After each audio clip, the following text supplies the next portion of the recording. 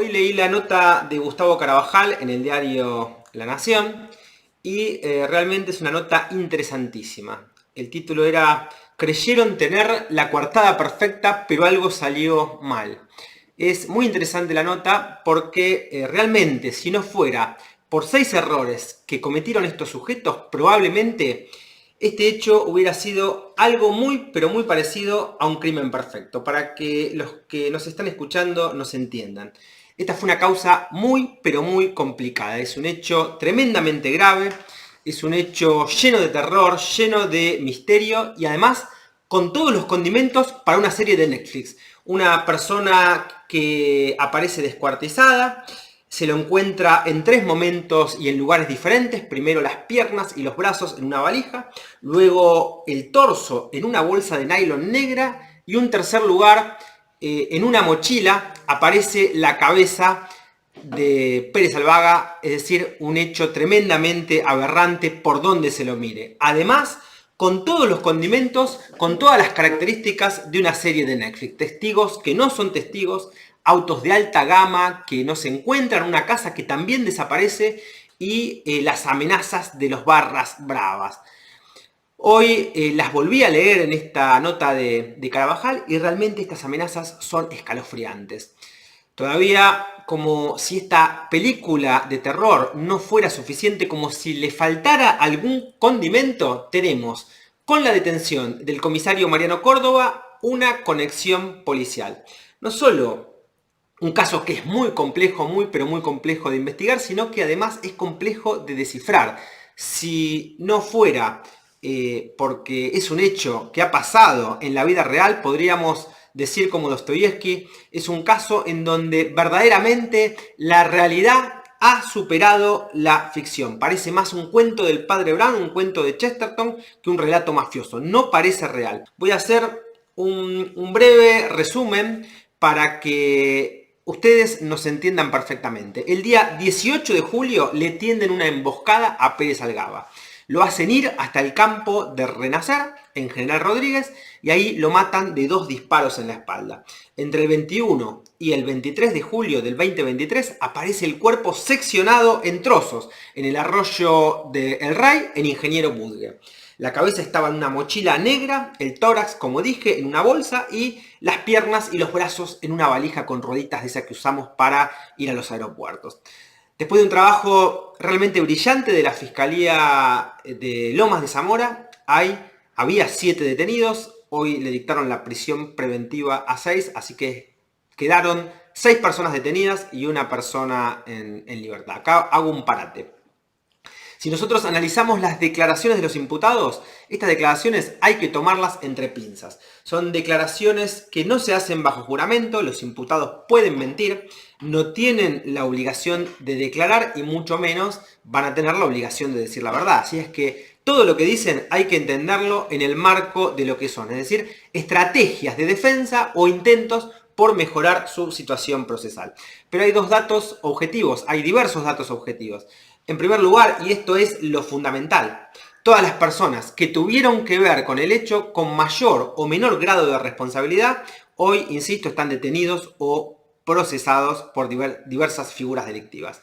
El fiscal ha solicitado la semana pasada la prisión preventiva para todos los imputados en grado de coautores. Según el fiscal, hubo alevosía, hubo codicia, hubo premeditación y además este crimen horrendo se cometió con un arma de fuego. Es decir, están todos los imputados sindicados como coautores de homicidio agravado. Insisto, a título de coautores, según el fiscal, hubo un plan común con división funcional de tareas. Solo a la gestora Bonrach se le otorgó el cese de la prisión preventiva por parte del juez de garantías de Loma de Zamora. Y en definitiva, si nos preguntamos por la hipótesis más fuerte, ¿cuál fue la hipótesis más fuerte? La hipótesis más fuerte es la siguiente.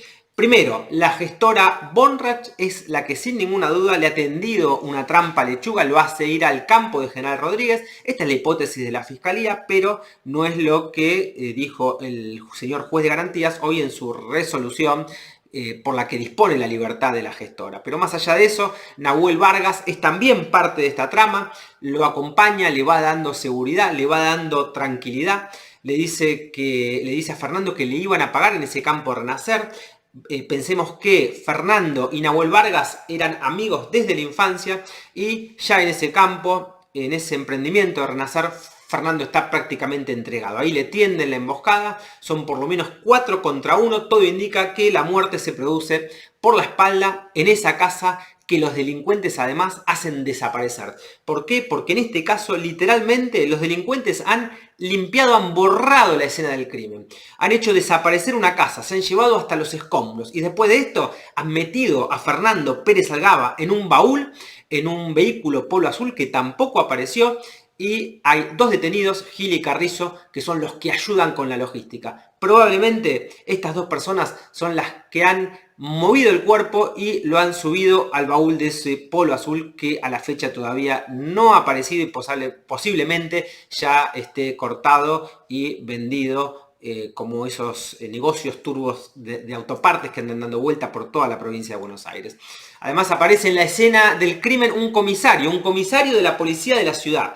Se llama Horacio Mariano Córdoba. Según el fiscal, este comisario también ayuda con la logística, les da asesoramiento, les da cobertura policial, porque obviamente no es lo mismo trasladar un cuerpo que hacerlo con un comisario en un auto al lado de donde llevo al cuerpo de la víctima. Si me paran en un control, si me para la policía, puede enseguida salir el comisario y decir, no, estos chicos vienen conmigo, sigan para adelante, acá no pasó nada. Después de esto, los delincuentes siguen dando vueltas con el cuerpo de Fernando para tratar de despistar a los investigadores.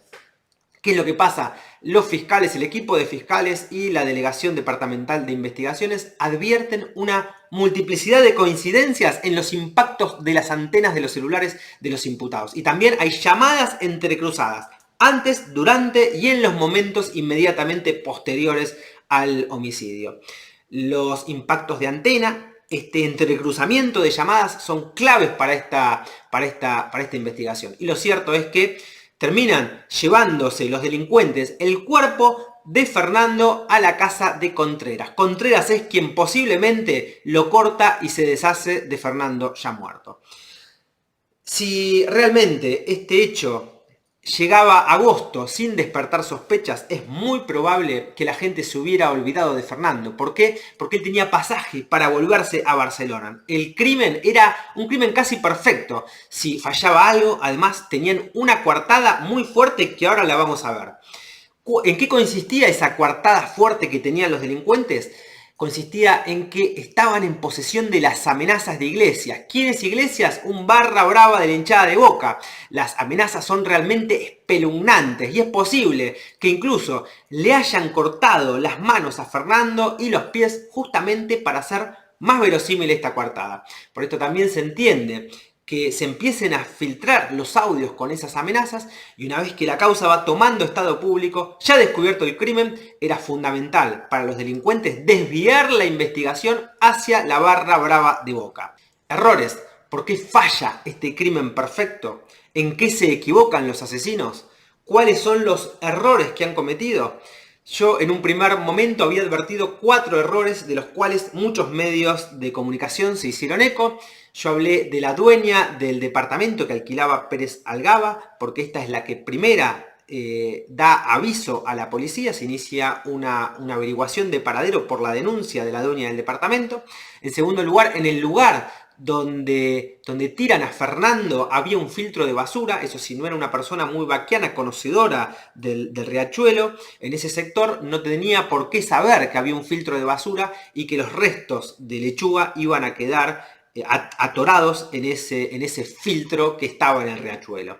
En tercer lugar, hay un componente de azar, un niño jugando a la pelota, tira la pelota y cuando la va a buscar encuentra la mano de Fernando Pérez Algaba. Finalmente, hay un error fatal que comete Contreras y es dejar un DNI adentro del bolso en donde van a depositar parte de los restos de Fernando. Pero hay 2 factores más que tampoco han tenido en cuenta los delincuentes. En primer lugar, yo creo que subestimaron a la Fiscalía. Vuelvo a repetirlo. La Fiscalía de Investigación hizo una labor extraordinaria, digna de un cuento del padre Brown, de los cuentos de Chesterton. Pero además, yo creo que subestimaron también a Iglesias, el barra brava. Iglesias puso un abogado realmente extraordinario. El doctor Rodrigo González tuvo unos reflejos tremendos. Este abogado hizo un trabajo impecable y hay que resaltarlo. Yo realmente creo que si Iglesias no hubiera tenido un abogado de estas características, hoy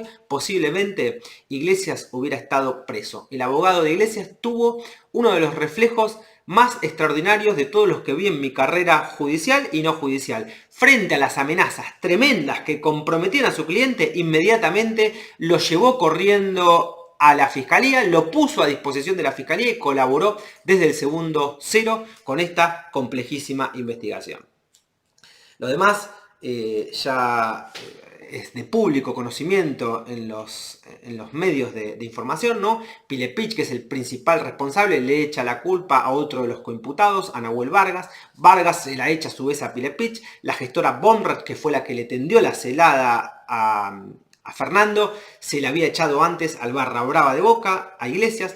Córdoba, que es el comisario de la policía de la ciudad, que prestó los celulares, que prestó la logística, que les dio asesoramiento, trata de negar su responsabilidad, y Contreras dice que cuando ve por primera vez el cuerpo de Fernando ya estaba descuartizado, cuando en realidad Contreras es quien efectivamente la probabilidad más alta es que él es la persona que lo ha cortado, trozado en pedacitos y puesto en las bolsas, en la valija y la cabeza en la mochila.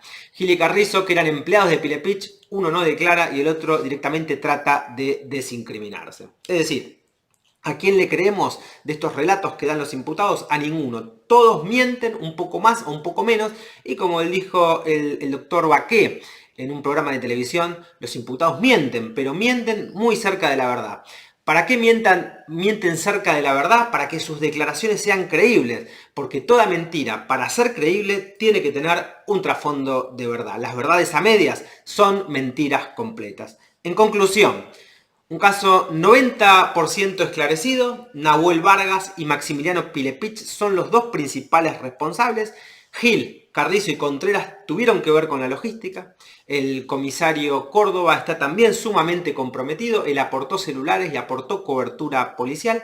Y todo indica que la gestora, por más que el juez le haya ordenado hoy su libertad, es la que sin ninguna duda le tendió la trampa a Pilepich para llevarlo a ese predio de General Rodríguez, en donde finalmente se le dio esa muerte a traición y por la espalda. Para el fiscal son todos coautores por codominio funcional derecho a través de la existencia de un plan común de acción. Todos tienen la misma pena. En los próximos días estas detenciones se van a transformar en prisión preventiva firme. Hoy la dispuso el juez, pero hay una determinada cantidad de días en donde esa resolución se puede apelar. Cuando quede firme, estas detenciones se van a transformar en prisión preventiva. Habrá que esperar entonces el juicio oral y por jurados. Quiero aclarar, hacer una aclaración en torno a el tema de la autoría. Autor es en realidad el que domina el hecho, el que decide el sí y el cómo del delito. El autor puede ser autor directo cuando ejecuta personalmente la acción típica o se vale de un instrumento que no actúa, o también puede ser autor mediato cuando se vale de un instrumento que actúa pero que no comete injusto, porque actúa típica o justificadamente. Coautores se dice cuando hay varios autores, porque todos realizan personalmente la acción típica o porque existe una división funcional de tareas, como en este caso, como en el caso de Fernando Pérez Algaba. Cómplice es el que realiza un aporte doloso pero en el injusto doloso de otro, y la doctrina distingue los cómplices primarios de los cómplices secundarios. El cómplice primario realiza un aporte esencial y el cómplice secundario realiza un aporte pero que no es imprescindible para la comisión del hecho delictivo o brinda quizás una ayuda posterior pero en cumplimiento de una promesa anterior. El artículo 46 reduce la escala penal de los cómplices secundarios de 1/3 a la mitad, y en los casos de reclusión o prisión perpetua de 15 a 20 años o de 10 a 15 años cuando se trata de prisión perpetua. Los instigadores son los que determinan dolosamente a otro a cometer un injusto doloso, obviamente por medios psíquicos y con dos requisitos fundamentales. Para que exista instigación, la determinación tiene que ser directa y el resultado tiene que haber sido decidir al autor a realizar el delito. Obviamente que la teoría del dominio del hecho no es la única que existe. Existen teorías extensivas, existen teorías restringidas o criterios restringidos que limitan los efectos de las teorías extensivas. Hay tesis subjetivas, hay lo que la doctrina denomina la teoría formal objetiva, y también una teoría material objetiva. En muy resumidas cuentas, para la teoría extensiva es autor todo el que aporta una causa para que se pueda cometer el hecho delictivo. Para la tesis restringida es autor el que reúne los caracteres típicos para ser autor. Según la tesis subjetiva, es autor el que quiere el hecho como propio, y según la teoría formal objetiva, el que realiza personalmente la acción típica.